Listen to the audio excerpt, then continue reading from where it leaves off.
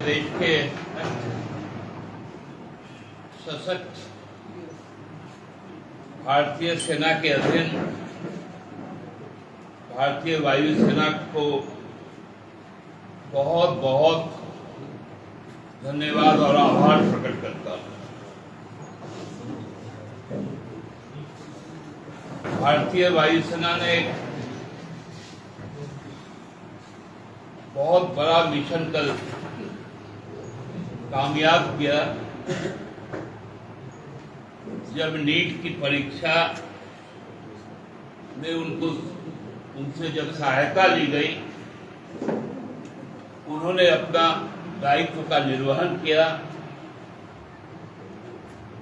अपनी सेवा इस राष्ट्र के लिए प्रदान की।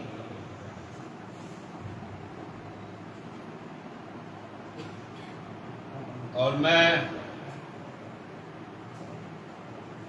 भारतीय रक्षा मंत्रालय का धन्यवाद देते हुए भारत के मानव संसाधन मंत्रालय को अपनी ओर से और अपनी पार्टी की ओर से धिक्कार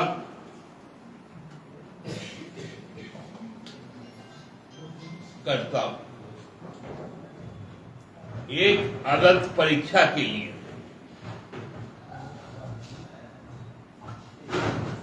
जो नेशनल टेस्टिंग एजेंसी जिसका चयन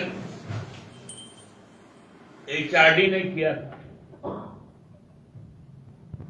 वो यदि एग्जाम कंडक्ट नहीं करवा पाती तो लानत है ऐसे मंत्री को और मंत्रालय को। लगातार शिक्षा का बजट कम करने वाली मोदी सरकार ने बता दिया कि अब देश में शिक्षा अब सरकार की चीज नहीं, अब कॉरपोरेट के पास, क्योंकि चिकित्सा शिक्षा में बहुत सारा धन लगता है और इतने ज्यादा प्राइवेट मेडिकल कॉलेजेस हो गए, अब बगैर नीट के केवल पैसे के बल पर अब लोग डॉक्टर बन सकते हैं। इलाज क्या होगा नहीं होगा वो राम भरोसे। हमको तो लगता है कि भारत सरकार को तैयारी कर लेनी चाहिए कि जब क्लैट का एग्जाम हो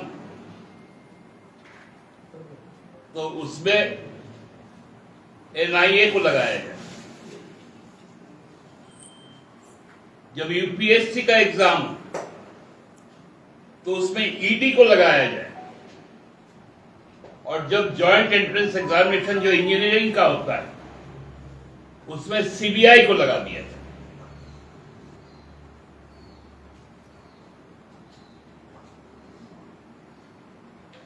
ये कभी किसी देश में हुआ है क्या कि केवल ट्रांसपोर्टेशन के लिए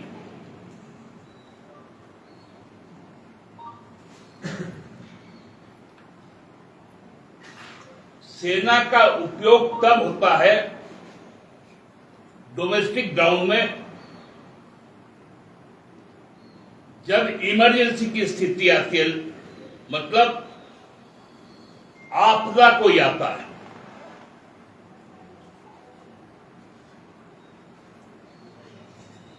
चाहे वो सामरिक आपदा हो, प्राकृतिक आपदा हो,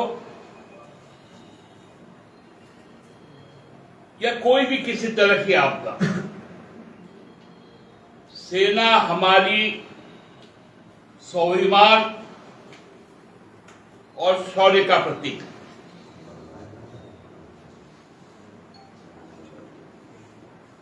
आप उनको यदि इस तरह से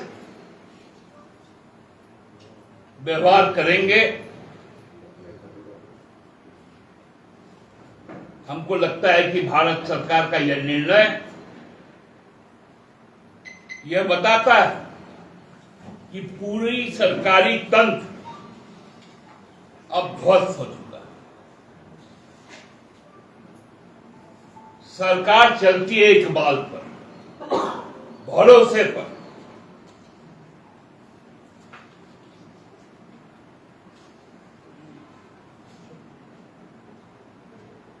अभी तो परीक्षा संपन्न हुआ। पिछले बार भी जब परीक्षा हुई थी मई में, उसके 2-3 दिन के बाद ही सब सारा खेल समझ में आया था।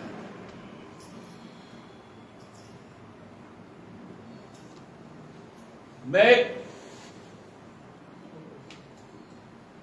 हाइपोथेटिकल सिचुएशन की कल्पना कर रहा हूं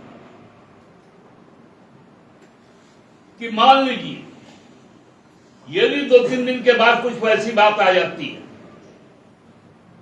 तो क्या उसका दोष हम सेना को दे सकते हैं, भारतीय वायुसेना को दे सकते हैं?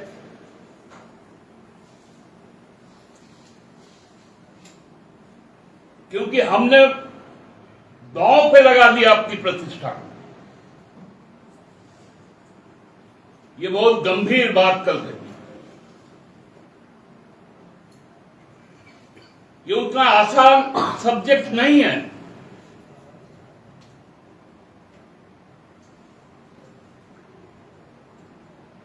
कि अब कोई सवाल इसलिए नहीं कर पाए कि तुरंत भाजपा बोलेगी देखो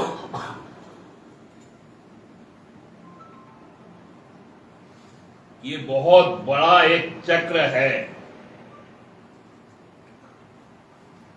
उसका उद्भेदन नहीं हो पा रहा है।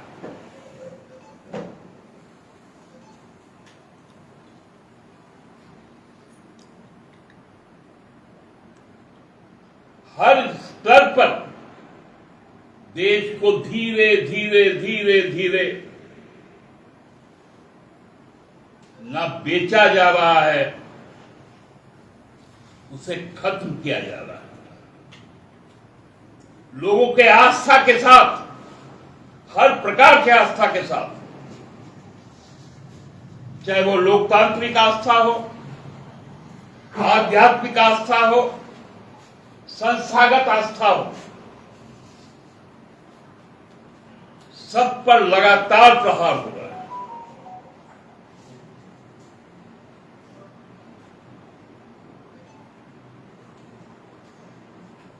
इसलिए ये गंभीर मुद्दे को आज हम लोग यहां पर बोलने आए। 17 नीट के छात्र मई से जुलाई तक आत्महत्या कर चुके हैं। 22 लाख छात्र परीक्षा दे रहे हैं।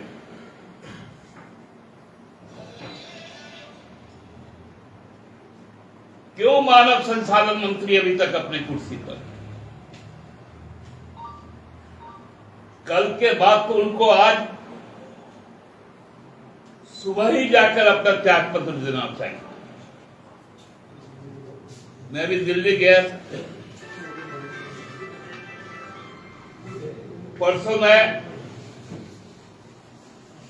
मंत्री जी कुशक रोड में रहते हैं, मैं 3 मूर्ति मार्ग से उधर से गुजर रहा था। कम से कम 50 बसें आईटीबीपी और सीआरपीएफ के उस पूरे रोड को कॉर्डन अप करके रखी। छावनी में तब्दील हो गया था।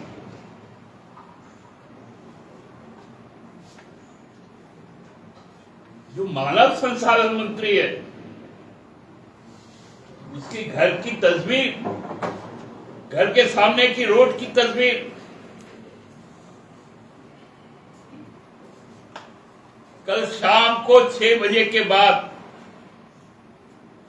7 बजे तक कोई भी फ्लाइट का मूवमेंट नहीं हुआ, और सुबह 8 बजे से 9 बजे तक,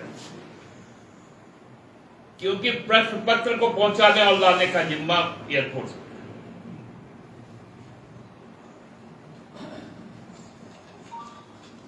किस जमाने में हम जी रहे हैं, 2026 एआई की बात करते हैं और बेसिक एक पेपर की हिफाजत हम लोग नहीं कर सकते। धिक्कार है मंत्रालय पर। धन्यवाद। देखिए, मैं राज्यसभा चुनाव भी संपन्न हो गया, सर्टिफिकेट भी मिल गया, प्रमाण पत्र भी मिल गया, लोग सांसद भी बन गए, उनको बहुत बहुत अभिनंदन। लेकिन मैं मानता हूं कि 50 लोग जिन्होंने झारखंड मुक्ति मोर्चा के कैंडिडेट को अपना 30 मत और कांग्रेस के कैंडिडेट को अपना 20 मत दिया है, उनके नेता हेमंत सोरेन और राहुल गांधी जी, और जो 28 वोट परिमल नाथवानी जी को मिला है, उनके नेता आदरणीय नरेंद्र मोदी जी, अमित शाह जी और नितिन नवीन जी है। क्योंकि परिमल नाथवानी जी ने चुनाव के बाद, परिणाम के बाद उनका जो एक्सप्रेशन ऑफ ग्रेटिट्यूड था, फेसबुक में हमने देखा, 3 ही नाम का उल्लेख था। तो उन 28 का नेता